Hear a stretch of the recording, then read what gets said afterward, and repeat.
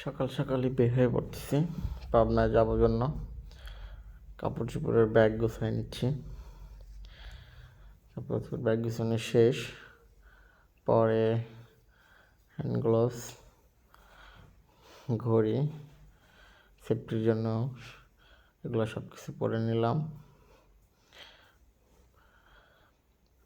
নিয়ে জুতা এসে জুতা পরলাম। জুতা পরে ফ্রেশ বলে লিফট দিয়ে বের হলাম। নিচে আসলাম বাইকের এখানে। বাইকে ব্যাগটা বাঁধায় দিয়ে নিচের ব্যাগটা কাঁধে ঝুলাই নিলাম, চাবি দিলাম, হেলমেটটা পরলাম। হেলমেটটা পরার পরে বের হয়ে দাঁড়ান মামাকে বললাম, নির্জনরে বললাম। নির্জন বললো সেফলি যাস। নির্জনরে বলার পরে বিসমিল্লাহ বললো, আল্লাহর নাম নিয়ে পাবনা যাওয়ার পথে যাত্রা শুরু করলাম। তো বের হয়ে গলি থেকে বের হলাম। বের হয়ে মোহাম্মদপুর থেকে শ্যামলীতে চলে গেলাম।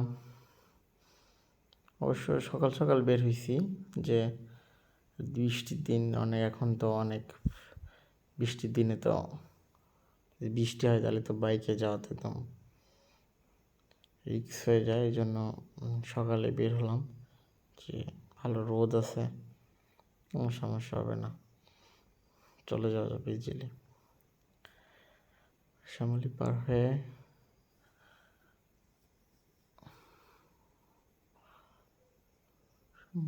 হলাম। হওয়ার পরে সামনে প্রচুর রিক্সা আমার চাপায় দিচ্ছিল। ঢাকা সিটির মধ্যে না বের হওয়া পর্যন্ত শান্তি নেই। মানে সিটি থেকে বের হইতে পারলে তারপরে শান্তি আছে।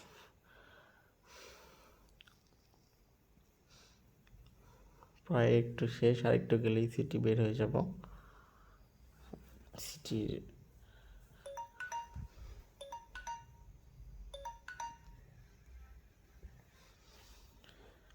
পরে একটা ফোন আসছিল, যাই হোক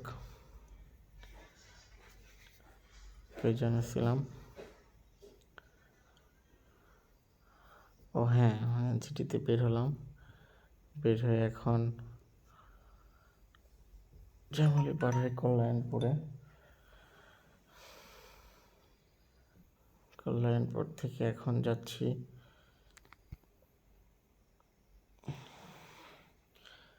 তেল পাম্পে চলে আসলাম। তেল পাম্পে এসে তেল নিলাম, 1200 টাকার তেল উঠাইলাম। তারপর তেল নেওয়ার সময় মামা পরে চন্দা, তখন ভাবতেছি যে মানিকগঞ্জ হয়ে যাব না চন্দা হয়ে যাবে, দিক দিয়ে যাব। পরে ভাবলাম এখন বৃষ্টির দিন, এখন যদি মানে মানিকগঞ্জ হয়ে যায় তাহলে তো আবার লঞ্চে যাওয়া তো রিস্ক। একটু দূরে হলেও যমুনা সেতু হয়ে যায়। যমুনা সেতু হয়ে গেলে একটু লং হবে, বাট এটাই সেফ। আর এখন বৃষ্টির দিন তো বলা যায় না এমনি যে অবস্থা নদীতে।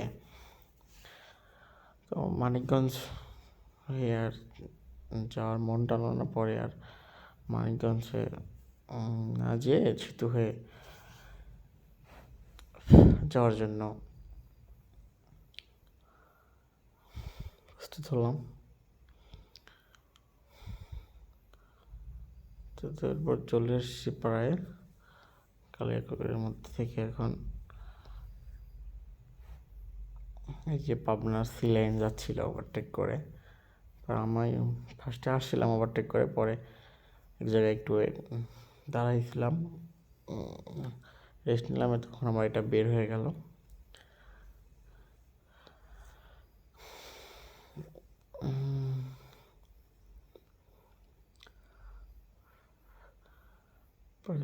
প্রায় চলে আসছি যমুনা সেতুর কাছে।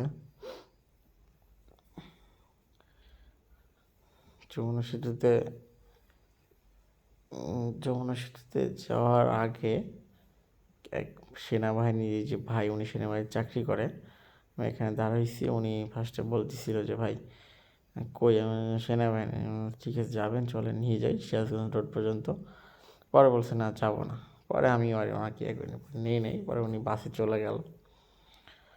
তো অতবার যমুনা সেতু এই যখন ডালা ভাই ওনাকে একটু দিচ্ছি, উনি বের হয়ে চলে গেছে। যাক, তো আমার তাড়াহুড়া নেই, আমি আমার মতো বাইক নিয়ে কোনো তাড়াহুড়া নেই। চলে আসলাম বঙ্গবন্ধু সেতু, যা যমুনা সেতু এখন বঙ্গবন্ধু সেতু হয়েছে। পরে টোল দিলাম, বললাম মামা টোল কত, বললো 50 টাকা। পরে আমি 100 টাকার নোট দিলাম, উনি 50 টাকা ব্যাগ দিল। দিন রাইখা পরে যমুনা সেতুতে ওঠার জন্য প্রস্তুত হলাম। যমুনা সর্বোচ্চ গতিসীমা ছিল 80। পরে আমি তো বেশি উঠাই নি, 110-15 হাই স্টপ ছিল, ফাঁকা ছিল। যমুনাতে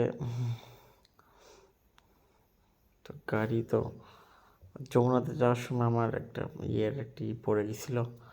আমার হেডলাইটের একটা ছোটো তোমার ইয়ের স্পাইডারম্যানের যে একটা ছিল গুটলি, ওটা মানে স্পিডের কারণে ওটা বাতাসে ছিঁড়ে চলে গেছে। একটু দাঁড়ায় একটু উপরে ভিডিওগুলো করলাম রানিং অবস্থায়। পরে যমুনা সেতু প্রায় শেষের দিকে, যমুনা সেতু শেষ করে চলে আসলাম। পরে একটু বিরতি দিলাম এই পাশে হাটিকুলের মোড়ে।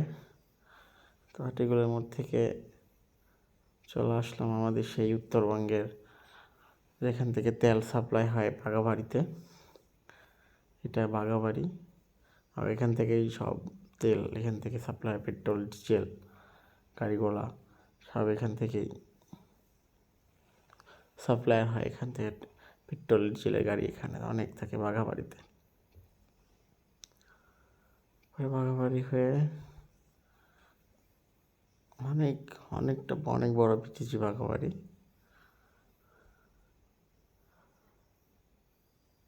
বাঘাবাড়ি সিভিল সার্জন অফিস। পরে চলে আসলাম ভিতর দিয়ে, সাথিয়া দিয়ে ঢুকছি। এদিক দিয়ে অনেক কাছে হয় পাবনায়।